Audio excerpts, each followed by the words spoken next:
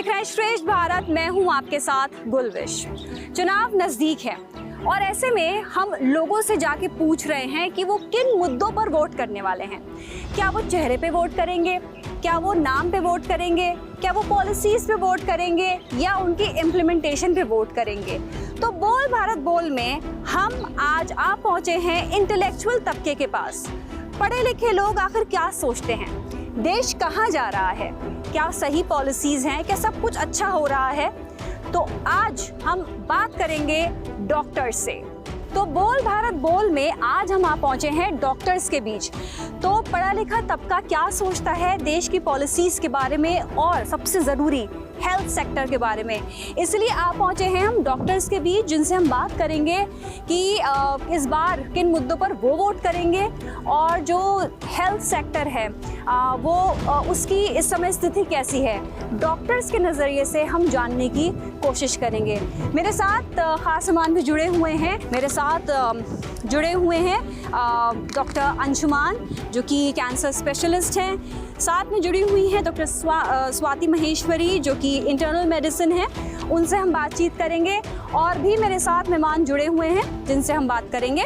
जुड़ी हुई हैं डॉक्टर निशा खन्ना, जो कि पेशे से साइकोलॉजिस्ट हैं। स्वागत है आपका। और हमारे साथ जुड़ी हुई हैं डॉक्टर राखी अग्रवाल, जो कि पेशे से साइकोलॉजिस्ट हैं। तो तमाम डॉक्टर्स हमारे साथ मौजूद हैं। उनसे हम बातचीत करेंगे और जानेंगे कि उनको क्या लगता है कि हेल्थ सेक्टर इस समय कहाँ स्टैंड करता है और किन किन चीज़ों पे काम हुआ है, किन किन चीज़ों पर काम होना बाकी है। चलिए शुरू करते हैं। सबसे पहले मैं रुक करूँगी डॉक्टर अंशुमान का, उनसे हम बात करेंगे। सर, एक बात बताइए, पिछले 10 साल में आपको क्या लगता है हेल्थ सेक्टर में कितने बदलाव हुए हैं, कितने चेंजेस आए हैं? एज अ डॉक्टर आप क्या बताएंगे? देखिए, 10 साल कहना वो उचित नहीं होगा। बदलाव कुछ शुरुआत अच्छी हुई है। खासकर कोविड ने झटका जो दिया है, कम से कम लोगों के दिमाग में स्वास्थ्य एक प्राथमिकता नजर आने लगी। हाँ, कुछ चीज़ें बनी हैं जिसमें आप कह सकते हैं एम्स बना, लेकिन एम्स नहीं बना है। एम्स की बिल्डिंगें बनी हैं। एम्स बनना मतलब फंक्शनल एम्स चाहिए होता है, वो नहीं बना है। जीडीपी का सिर्फ अभी 2% स्वास्थ्य बजट पे है, वो कम है। उस हेल्थ बजट का 0.6% प्रिवेंटिव हेल्थ पे है, बहुत कम है। रिसर्च में 1.2% कम है। इस पे इम्प्रूवमेंट की आवश्यकता है। एक चीज़ जो इस बजट सेशन में पेश हुआ कि human papilloma virus cervical cancer के वैक्सीन को फ्री लगाया जाएगा, ये बड़ी अच्छी पहल है। तो एक आप कह सकते हैं कि मिक्स है। अभी भी बहुत कुछ करने की जरूरत है और स्पेस बहुत है। एटलीस्ट हेल्थ बजट को 5% ऑफ द जीडीपी करें, रिसर्च और प्रिवेंशन पे काम करें ताकि हेल्थ सेक्टर पे लोड कम हो, इसकी अभी आवश्यकता है। सर, जब बीजेपी आई थी तो ये कहा था कि कोई काम नहीं हुआ हेल्थ सेक्टर में, और तो आपके लिहाज से क्या इतने सालों में क्या काम हुआ है, क्या चेंजेस में जाती हूँ, बताएं चेंजेस क्या आए हैं? देखिए, ऐसा कहना कि कोई काम नहीं हुआ है, ये उचित नहीं होता है। 1947 में जब देश आज़ाद हुआ तो हमारे पास खाने के लाले पड़े थे। उस समय से जो डेवलपमेंट हुआ, एम्स उसके पहले का है, कई मेडिकल कॉलेज उसके पहले के हैं। ये तो पॉलिटिकल स्टेटमेंट है कि कोई काम नहीं हुआ, काम उसके बाद ही हुआ, ऐसा नहीं है।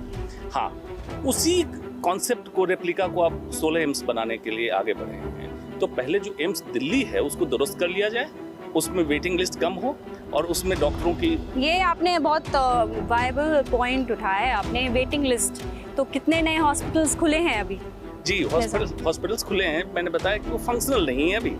ये पार्लियामेंट्री रिपोर्ट है, मैं नहीं कह रहा हूँ। तो पहले फंक्शन करें, जितने खोलने से, बिल्डिंग बनाने से नहीं होगा।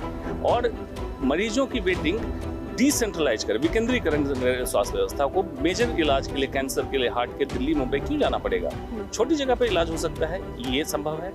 नीति निर्धारण साइंस के द्वारा हो, ना कि पॉलिटिशियन के द्वारा हो। पॉलिटिशियन अपने कुछ फेवरेटिज्म, कुछ वोट के लिए कर सकते हैं, साइंस कभी ये नहीं मानता। साइंस कहता है जो रिप्रोड्यूसिबल हो, फैक्ट हो, एविडेंस बेस्ड हो, वही करो। बिल्कुल। तो यहाँ पर देखिए, हम क्योंकि ये इलेक्शंस का मौका है, तो ऐसे में हम यहाँ पर डॉक्टर्स से ये भी पूछ रहे हैं कि आखिर वो किन मुद्दों पर वोट करने वाले हैं। हमारे साथ डॉक्टर स्वाति हैं, उनसे बात करेंगे। आप किन मुद्दों पर वोट करेंगी? देखिए, पहली बात मैं ये बोलना चाहूँगी कि अगर हम पिछले 10 साल के ग्राफ को देखें तो मेरा मानना ऐसा है कि जितनी तवज्जो अभी हेल्थ को दी गई है पिछले 10 साल में, शायद पिछले जितनी भी सरकारें रही और वर्ष रहे उनमें उतनी प्राथमिकता के साथ सेहत को कभी नहीं लिया गया है। अगर आप देखें तो आयुष्मान वेलनेस सेंटर्स 1.5 लाख के करीब भारत में बनाए जा चुके हैं। आयुष्मान भारत जो पीएम योजना है वो बहुत अच्छे से चल रही है, कितने लोगों तक उसका फ़ायदा जो है पहुंचाया जा रहा है। अभी आशा आंगनबाड़ी वर्कर्स को भी उसके दायरे में लिया गया है, जैसे आपने अभी इंटरिम बजट में देखा था। वहीं अब आप देखें तो लोगों के पास एक ऐसी सुविधा है कि वो फ़ोन करके जो भी उनको दिक्कत परेशानियां आ रही हैं उनके बारे में जानकारियां ले सकते हैं, किसी डॉक्टर से संपर्क कर सकते हैं। और अगर अब आप देखें तो जिस तरह से पहले जो हमारे प्राइमरी हेल्थ केयर सेंटर्स थे, रूरल सेटअप था, वहाँ तक कभी भी स्वास्थ्य सेवाएं पहुँच नहीं पाती थी। लेकिन कोविड को हमने जिस तरह से हराया है और जिस तरह से कोविड के लिए सरकार ने पूरे तरह से इंतजाम किए हैं, उससे अब हम बहुत अंदर तक पहुंच चुके हैं। आपने देखा भी था कि तो आपको लगता है कि कोविड को पार करके, नदियों को पार करके किस तरह से वैक्सीन पहुंचाई गई है। और देखिए, इसीलिए हमें ये समझना चाहिए कि सरकार पहली बात सेहत को प्राथमिकता दे रही है, जितनी देनी चाहिए कि उतनी दे रही है। देखिए, एक चीज़ होती है, एक हम बोलते हैं कि हम स्वास्थ्य की बात कर रहे हैं, लेकिन हमारे स्वास्थ्य के साथ साथ हेल्थ डिटर्मिनेंट्स होते हैं कि आपका सैनिटेशन कैसा है, आपका एनवायरनमेंट कैसा है, क्या आप न्यूट्रिशन पे काम कर रहे हैं, यानी कि पोषण माह चलाया जाता है, पोषण अभियान इस वक्त सरकार चलाए। तो बहुत सारे ऐसे डिटर्मिनेंट्स होते हैं जिन पे अगर आप काम नहीं करेंगे और केवल स्वास्थ्य पर काम करेंगे तो आपकी स्वास्थ्य कभी अच्छी नहीं हो सकती। चलिए, अगर बिल्कुल, साफ तो पीने का पानी और साफ खाना आपको नहीं मिल रहा है तो आप कैसे स्वस्थ होंगे। तो सरकार उन पहलुओं पर भी काम कर रही है, ये एक बहुत बड़ी बात है। चलिए, बिल्कुल, मैं सारे एक पॉइंट मैं ऐड कर देता हूँ कि देखिए, पॉलिसीज तो आई हैं, पोषण वर्जन 2, इम्प्लीमेंटेशन, लेकिन हंगर इंडेक्स में 125 में भारत 111 नंबर पे है। तो as a scientist, as a medical student, as a medical doctor, हमें ग्राउंड रियलिटी पे रिजल्ट चाहिए, पेपर पे रिजल्ट नहीं चाहिए। बिल्कुल। यहाँ पे देखिए, यही यहाँ पे हम सवाल भी पूछ रहे हैं कि पॉलिसी इम्प्लीमेंटेशन में ले जो सारी पॉलिसीज बनती हैं उसको इम्प्लीमेंटेशन के लेवल पे, ग्राउंड लेवल पे आखिर किस तरह का सिनेरियो बना हुआ है। मैं आपसे जानना चाहूँगी, हमारे साथ और भी डॉक्टर्स मौजूद हैं, उनसे हम जानना चाहेंगे। मैं आपसे जानना चाहूँगी, आपके लिहाज से कितना काम हुआ है? देखिए, अगर हम देखें तो मैं किसी डेटा की बात ना करके एक्चुअल बैकग्राउंड पे बात करूंगी। तो अभी रिसेंटली हम सब ने जैसे अभी कोविड टाइम देखा, तो ये एक हमारी बहुत बड़ी जीत थी हमारी कंट्री की कि जब हम वैक्सीन लगवाने कोई भी गया तो एक मोबाइल के क्लिक पे सारी सुविधाएं उपलब्ध थी कि आप कहीं से भी देख सकते हैं कहाँ पर वैक्सीन उपलब्ध है, कौन सा आपका सेंटर है। तो और इवन टेस्टिंग भी उन लोगों के लिए काफ़ी प्रोवाइड थी। इसके साथ साथ हमारे यहाँ बहुत सारी अब जो औषधियाँ हैं वो भी ऐसे केंद्र बन गए हैं जिसमें बिल्कुल GST नहीं और लोगों को बहुत कम से कम खर्चे में दवाइयाँ उपलब्ध कराई जा रही हैं, घर पे फ़ोन पे मेडिसिन आ जाती हैं। तो अगर देखा जाए तो मैं बिल्कुल इस चीज़ से सहमत हूँ कि काफ़ी हद तक इसमें सुधार हो रहा है। हाँ, उतना नहीं कि जितना होना चाहिए। तो उसके लिए ऑब्वियसली कि जो हमारा बजट है तो वो एटलीस्ट 0.5% तो होना चाहिए, इस चीज़ को तो मैं कहूँगी। और हेल्थ सेक्टर के साथ साथ मैं यहाँ पे एक चीज़ और कहना चाहूँगी, एज ए साइकोलॉजिस्ट, जैसे अगर हम देखें तो पूरे वर्ल्ड की पॉपुलेशन में से कम 30% डिप्रेशन हमारे कंट्री में है। तो क्या रीजंस आप देख रहे हो? हाँ, उसके बहुत सारे रीजंस ये हैं कि हमारे यहाँ बहुत सारे अलग अलग रीज़न होते हैं यहाँ पे। जैसे काफ़ी सारे रीज़न ये हैं। इंडिया में क्या है, आपको क्या इंडिया में लगता ये है? है कि जब से हम लोग सिटीजन से 1990 में हमारे यहाँ नेट आया, एंड्रॉयड आया, तो हम 1990 के बाद ये 34 साल की जो जनरेशन है ये अब सिटीजन नहीं नेटिजन बन गई है जी। अब नेट वाली जनरेशन बन गई है। तो यहाँ पर पहले परिवार ना एक रिपेयर सेंटर होते थे, थेरेपी सेंटर होते थे कि लोग बाहर से आहत होकर आए तो वो घर में खुद को संभाल लेते थे। जी। लेकिन अभी देखें तो अभी बाहर रिपेयरिंग सेंटर हैं और कंपेरेटिवली घर में आते हैं। तो ये जो घरों में धीरे धीरे एक 34 इयर्स में ना कभी दादी दादा बाहर जी कुछ जी। समय बाद चलिए, बिल्कुल, यहाँ पे कई ऐसे फैक्टर्स हैं जिस पे जी बिल्कुल काम होना जरूरी है। यहाँ पे डॉक्टर निशा से बात करेंगे। आप बताइए कि आपके लिहाज से कितना काम हुआ है और आप किन मुद्दों पर वोट करेंगी इस बार? मैम, काम तो मेरे ख्याल से हर सरकार करती है और मुझे लगता है पॉलिटिक्स में कभी गुड और बैड नहीं होता। It's always between good and bad and worst. तो choice is between bad and worst. पिछली सरकार ने भी काम किए, नई सरकार ने भी काम किए, पर मुझे लगता है क्योंकि कोविड के बाद मेंटल हेल्थ एक बहुत बड़ी फील्ड आई है सामने आकर, और स्पेशली टेली मेडिसिन को लेकर कुछ पॉलिसीज़ बनी और मेंटल हेल्थ रजिस्टर्स बना काउंसलर्स के लिए। कुछ पॉजिटिव काम हुए हैं। अभी मेरे ख्याल से आज ही SP बघेल साहब ने एक स्टेटमेंट राज्यसभा में दिया है जिसमें उन्होंने बोला है कि 2030 तक हम चाहते हैं कि 10% रिडक्शन हो सुसाइडल रेट में। मैम पॉलिसीज़ बन रही हैं, कितनी इम्प्लीमेंटेशन होगी, बात उन पर आती है। बिल्कुल। और वो काम करने पर है। पेपर्स में जैसे 15 और एम्स खोलने की बात या 16 एम्स, वो भी कार्य चल रहे हैं, तो चलने में और उनका इम्प्लीमेंट होने में और प्रॉपर वो कैसे फंक्शनिंग करते हैं उसमें टाइम लगता है। जी। और वो चाहे ये सरकार हो या कोई सरकार हो, अल्टीमेटली अगर पब्लिक का, पॉपुलेशन का वेलफेयर उनका एम है, चाहे वो बीजेपी की सरकार हो या कांग्रेस की सरकार हो या एनडीए की सरकार हो, बट मेरे ख्याल से फोकस अगर जनहित है तो मेरे ख्याल से सारे डॉक्टर्स, क्या दुनिया का हर इंसान जो है या हमारी हिंदुस्तान की हर जनता पब्लिक के वेलफेयर के लिए अगर बैठे हैं, और हम उम्मीद करते हैं अगर मोदी जी ये कर रहे हैं, बहुत अच्छी बात। अगर हम 2023 का डेटा देखें तो 13,000 स्टूडेंट्स ने सुसाइड किया एजुकेशन सेक्टर में। तो यहाँ पे मैं गवर्नमेंट से, आने वाली सरकार से एक चीज़ ज़रूर चाहूँगी कि जो भी एजुकेशन सेक्टर हैं वहाँ पर काउंसलर को रखना या इस डिपार्टमेंट को रखना इनफ नहीं है। उनका एक प्रॉपर फॉलोअप भी होना चाहिए कि उन्होंने कितने सेशंस लिए या उनका कितना % रेट है लोगों के साथ डील करने का, या कितना इम्प्रूवमेंट आया। तो प्रॉपर ये भी होना चाहिए, क्योंकि आज की जो हमारी एजुकेशनल युवा हैं वही कल का भविष्य हैं, और उनके बढ़ते हुए सुसाइड रेट हमारे लिए बहुत ही चिंता का विषय। बिल्कुल, तो यहाँ पर चिंताएं देखिए, हेल्थ सेक्टर की डॉक्टर्स को बुलाने का मकसद ये भी था कि हम जाने कि जो हेल्थ सेक्टर है वो इस समय कहाँ स्टैंड करता है, किन किन जगहों पे काम होने की ज़रूरत है, और मेंटल हेल्थ एक बहुत बड़ा इशू यहाँ पर है। क्या उस पर इतना काम किया जा रहा है, क्या उसको इतना एक्सेप्ट किया जा रहा है कि हाँ ये इशू है। यहाँ पर डॉक्टर अंजुमान, मैं अब आपके पास आऊँगी। आप किन पॉलिसीज़ को देख के वोट करने वाले हैं इस बार? किस क्या चेहरा देख के वोट करेंगे, चाहे पॉलिसीज़ देख के वोट करेंगे, क्या देख के वोट करेंगे आप? देखिए, वोटिंग एक बिल्कुल ही अलग मुद्दा है। एज एन एक्सपर्ट मेरा कोई लेना देना उस वोट से नहीं है जो वोट व्यक्तिगत तौर पे आप करते हैं। दूसरा, आम सवाल होता है कि मोदी को वोट करेंगे, राहुल गांधी को वोट करेंगे। भाई आप किससे वोट करेंगे, मतलब क्या सोच के वोट करने वाले हैं इस बार? मेरी कॉन्स्टिट्यूंसी न काशी है, मतलब वाराणसी, न वायनाड है। मेरी दिल्ली कॉन्स्टिट्यूंसी है। दिल्ली कॉन्स्टिट्यूंसी कैंडिडेट क्या है, तो वाकई क्या वो कैंडिडेट रेप्लिकेट कर पाएगा, रिप्रोड्यूस कर पाएगा हमारे ग्राउंड रियलिटी को? अगर कर पाएगा तो उसको वोट करेंगे, नहीं कर पाएगा नहीं करेंगे vote as an individual. But as an health expert मैं ये चाहूँगा कि पार्टी की लड़ाई खत्म करें। गवर्नेंस पार्टी नहीं होती, गवर्नेंस में वो हमारे पब्लिक के रिप्रेजेंटेटिव पहुंचाए जाते हैं। जो भी रहे काम पब्लिक के लिए करे, अपनी पार्टी के लिए ना करे। जीतने के बाद, जीतने के पहले तक पार्टी के लिए काम करें, तब बेहतर होगा। बिल्कुल, तो आप चेहरे पे वोट नहीं करेंगे? बिल्कुल नहीं। व्यक्ति विशेष में जब भी आपका अंधविश्वास आएगा, आप मारे जाएंगे। और किसी भी देश के पतन का कारण हुआ। दूसरा, हर समय कहा था सचिव वैद्य गुरु तीन जो पिए बोला ही भयास, राज धर्म तन तीन करी होई बेगही नास। तो वैद्य को तो कभी बोलना ही नहीं चाहिए किसी व्यक्ति विशेष के लिए। बिल्कुल, तो आप बताइए डॉक्टर स्वाति, आपसे पूछना चाहूँगी, आप किसको वोट कर, आप चेहरे पे वोट करेंगी, आप पॉलिसी से वोट करेंगी? अगर मैं नाम लेके पूछूं तो अगर आप राहुल को वोट करेंगी तो क्यों करेंगी, और नहीं करेंगी तो क्यों नहीं करेंगी? देखिए, मैं भारत के विकास के लिए वोट करूँगी। और अगर अभी आप देखें भी तो धरातल की बात अगर हम करें, नीचे बैठे हुए लोगों की अगर हम बात करें कि किस तरह से उनका जीवन सुविधाजनक बनाया जा रहा है, किस तरह से उन तक सभी जो जीवन की ज़रूरतें होती हैं वो किस तरह से उन तक पहुँचाई जा रही है। अगर चाहे आप उस पक्ष को देखें या आप इस पक्ष को देखें कि भारत की छवि विश्व गुरु के रूप में किस तरह से उभर करके सामने आ रही है, किस तरह से हम अपने दुश्मनों के सामने डट के खड़े हैं, किस तरह से हम देश की इस वक्त देखें तो आप हर तरफ जो है विकास की एक लहर चल रही है। यहाँ पे डॉक्टर तानिया भी मौजूद हैं जो पेशे से गायनेकोलॉजिस्ट हैं, उनसे हम बात करेंगे।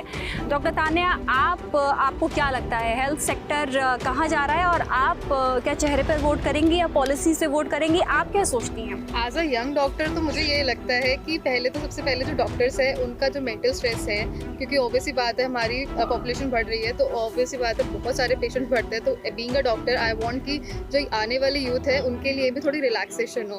तो हमारे साथ साथ में हेल्थ सेक्टर में मेडिकल डॉक्टर्स पे भी काम करना बहुत ज़रूरी है कि उनको भी सारी फैसिलिटीज़ मिले, कि उनको भी स्ट्रेस फ्री माहौल मिले, उनको भी कम वर्कलोड कम मिले। तो ये भी इम्पॉर्टेंट चीज़ है। तो बेसिकली चेहरा इज़ नॉट इम्पॉर्टेंट, जो पीछे काम करने वाले लोग होते हैं, जो पॉलिसीज़ ला रहे हैं, वो इम्पॉर्टेंट है। लाइक अरविंद केजरीवाल की जो पॉलिसी आई थी मोहल्ला क्लिनिक, वो काफ़ी अच्छी है। जैसे जो लोग दूर हॉस्पिटल में नहीं जा सकते या फिर छोटी बीमारी के लिए लोग सोचते हैं कि कोई बात नहीं, हम घर में ठीक कर लेंगे, तो वो बाद में चल के कोई बड़ी रूप ले लेती है। तो इसीलिए जो मोहल्ला क्लिनिक आया उसमें तुम्हें स्पेशलाइजेशन मिल जाती है, तुम्हें पता लग जाता है कि नहीं अगर हम चले जाते हैं, छोटी भी चीज़ है तो लोग अब हिचकिचाते नहीं है, वो चले जाते हैं। तो जाने से उनको ये फ़ायदा हो रहा है कि they are getting a right, उनको कंसल्टेशन मिल रहा है कि उनको राइट पर्सपेक्टिव सुनने को मिल रहा है कि हाँ ये सही चीज़ है, तो वो अपने आगे फर्दर बड़े हॉस्पिटल में भी जा सकते हैं। तो मोहल्ला और बाकी पॉलिसीज जो कही जाती हैं, कई पॉलिसीज हैं जो जैसे बनी आयुष्मान वाली पॉलिसी है, वो अच्छी पॉलिसी है, पर उसमें भी लूप होल्स है।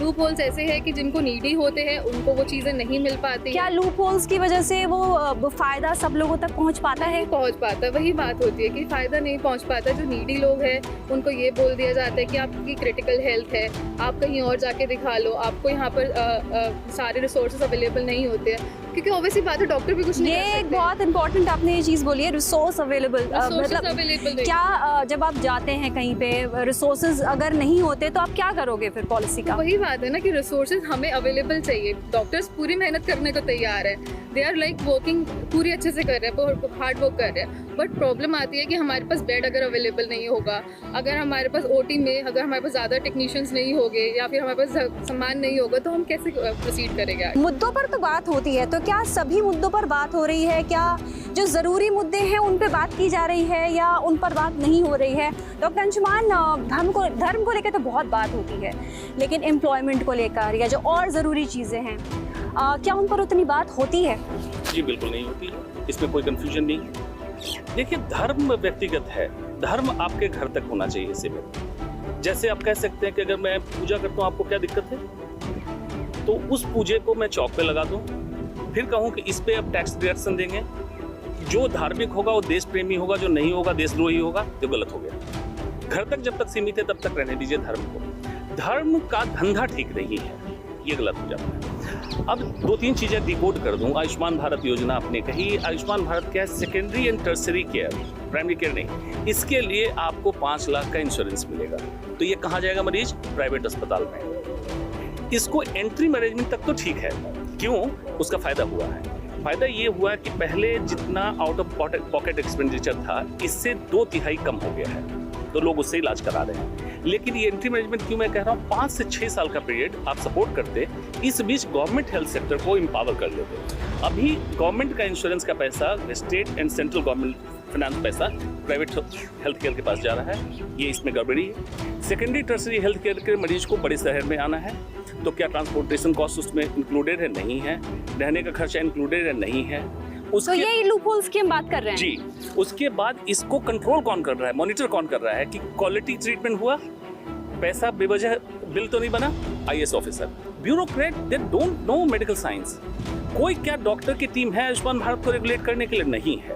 तो फिर इसमें जैसे राष्ट्रीय स्वास्थ्य बीमा योजना में घपला हुआ था, इसमें भी घपला हो जाएगा जी। तो हमें मॉनिटर, जैसे मैंने बोला, साइंस की तरफ से करना चाहिए, वही जरूरी है। यहाँ पे आपसे जानना चाहूंगी, आपको क्या लगता है कि क्या सही मुद्दों पर बात हो रही है, क्या उस पर आवाज़ उठाई भी जा रही है, कुछ पे आप सवाल पूछ सकते हैं? हाँ, नहीं, मुझे ऐसा लगता है कि बहुत कम हो रही है। सिर्फ उन मुद्दों पे हो रही है जो पब्लिक को थोड़ा सा स्टिमुलेट करते हैं, उन मुद्दों पर ज़्यादा बात हो रही है। बहुत सारे ऐसे मुद्दे हैं जो बहुत ज़रूरी हैं, जिनके ऊपर बात नहीं हो रही है। और यहाँ मैं यही एक सरकार से यहाँ पर एक चीज़ कहना चाहूँगी, हालांकि बहुत सारी चीज़ें हो भी नहीं है, कि इन मुद्दों पर अगर खामोश हम रहे तो पहल कौन करेगा और इस उजड़े चमन में फेरबदल कौन करेगा। और अगर सवालों के चक्कर में पड़े रहे जो हम, तो उत्तर की समस्या को हल कौन करेगा। तो बहुत ज़रूरी है कि हम सिर्फ एक दूसरे पर आक्षेप ना करें कि उस सरकार ने कोई बात नहीं की या इसने नहीं की। जो भी ज़रूरी है उसकी पहल हम खुद करें और हम देखें कि उसमें हम एक्चुअल में कितना एग्जीक्यूट कर पाते हैं और उससे कितने चेंजेस ला पाए। मकसद यही है कि सही चीज़ सही लोगों तक पहुंचे। इसी वजह से ये हम यहाँ पर सवाल जो हैं उठा रहे हैं। एक आखिरी सवाल मैं पूछना चाहूँगी, क्योंकि प्रोग्राम को समाप्त करने का समय आ गया है।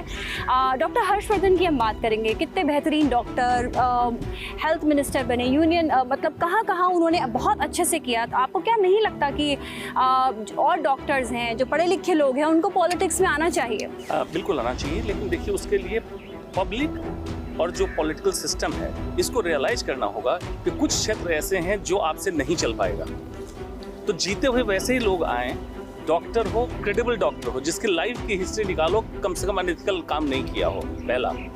दूसरा, लॉ लीगल में प्रॉपर जज हो या प्रॉपर एडवोकेट हो, जिसका भी क्रेडिबल सिस्टम हो जी। और फाइनेंस। जी। 3 में आप इसको करिए। और अगर आगे कहिएगा तो मैं कहूँगा पुलिस फोर्स और आर्मी फोर्स, इसको भी लाइए, जिसमें सुरक्षा, स्वास्थ्य, शिक्षा, सुरक्षा एक्सपर्ट के हाथ दीजिए, चाहे पॉलिटिकल सिस्टम के थ्रू दें या सेंट्रलाइज मेडिकल सर्विस करें, IMS इंडियन मेडिकल सर्विस, उससे चुन के joint secretary, principal secretary doctor को बनाए, देखिए चेंज हो जाए। जी। मैं जल्दी से एक बार जरूर बोलना चाहूँगी कि क्यों, कहाँ लगता है आपको कि सही मुद्दों पर बात नहीं होती है? सभी जगह सभी मुद्दों पर बात होती है। अगर भारत विकसित हो रहा है, अगर आपको अपने चारों तरफ विकास दिखाई दे रहा है, अगर आपको दिख रहा है कि लोगों की जो क्वालिटी ऑफ लाइफ है वो इम्प्रूव हो रही है, हेल्थ इम्प्रूव हो रही है, तो कहाँ सही मुद्दों पर बात नहीं हो रही है? बिल्कुल सही मुद्दों पर। बिल्कुल। तो यहाँ पर क्या सही मुद्दों पर बात हो रही है? किसी को लगता है हो रही है, किसी को लगता है नहीं हो रही है। सारे सही मुद्दों पर मैं यहाँ पे पूछना चाह रही हूँ, डॉक्टर्स क्यों नहीं आते हैं पॉलिटिक्स में? देखिए, ऐसा नहीं है कि डॉक्टर्स पॉलिटिक्स में नहीं आते हैं। एक्चुअली जितना भी इंटेलेक्चुअल तबका होता है, क्या उनको आना चाहिए?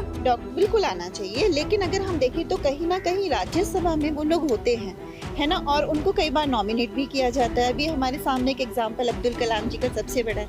अभी अगर हम डॉक्टर अश्विनी वाजपेयी को देखें जी, तो कितने इंटेलेक्चुअल पर्सन, जो भी हमारे रेल मंत्री हैं जी, मेडिको नहीं कह रही मैं, इंटेलेक्चुअल तबका, intellectual, talking about IAS officers हैं जो डॉक्टर्स हैं और जो पार्ट ऑफ मिनिस्ट्री है, ऐसा नहीं है, इन्हें सलाह दी जाती है। रही बात, आपने बोला मुद्दों पर बात नहीं, मैं मेंटल हेल्थ को रिप्रेजेंट करती हूँ। आई डोंट नो, गवर्नमेंट ने योगा को, आई वुड से यूनानी को GST से फ्री रखा है, पर आपको पता है साइकोलॉजिस्ट GST से फ्री नहीं है। बिल्कुल। अगर गवर्नमेंट काम कर रही है तो गवर्नमेंट को ये बारे में सोचना चाहिए कि साइकोलॉजिस्ट को भी GST से फ्री रखना चाहिए। साइकोलॉजिस्ट सोशल सर्विसेज का काम करते हैं, बट उसके बाद भी उनको GST देना पड़ता है। तो मुझे नहीं लग रहा कि अगर सरकार काम कर रही है तो इन मुद्दों पर काम करे, ये बहुत ज़रूरी है। और अगर नहीं ऐड किया है तो मुझे लगता है आने वाले समय में, अगले बजट्स में वो इन मुद्दों के बारे में सोचें। चलिए, बिल्कुल यहाँ पर कहिए। जी बिल्कुल, आप बताइए कि डॉक्टर्स को आना चाहिए पॉलिटिक्स में, क्यों नहीं आते हैं? वो इसलिए नहीं आते क्योंकि उनको पॉलिटिक्स करनी नहीं आती है। इसीलिए नहीं आते, क्योंकि पॉलिटिक्स करने के लिए बहुत अलग ही टैलेंट चाहिए। डॉक्टर्स से है, अपने स्टूडियस अपने काम से ऑनेस्टी से काम करते हैं, ठीक है, उनको इन चीज़ों से मतलब नहीं है, इसी वजह से वो पॉलिटिक्स में नहीं आते हैं। तो बाकी हम लोग ये कोशिश करते हैं कि हम लोगों का विश्वास है कि जो पॉलिटिक्स में है वो हमारे लिए काम करे, ताकि हम लोगों को, आपके जो हमारी पॉपुलेशन है, हमारी जनता है, उनके लिए हम काम करें। बिल्कुल। तो यहाँ पर बोल भारत बोल में हमने आज डॉक्टर्स के बीच आके जानने की कोशिश की है कि उनको क्या लगता है कि क्या चल रहा है, पॉलिसीज़ में क्या चल रहा है, राजनीति में क्या चल रहा है। और यहाँ पर कई मुद्दों पर बात हुई। कहीं ना कहीं लोग समझें, पॉलिसीज़ को समझें, हर चीज़ को समझें और उसके बाद ही अपने मत अधिकार का इस्तेमाल करें। तो हमारी इस पेशकश में अभी के लिए बस इतना ही। अभी के लिए दीजिए इजाज़त।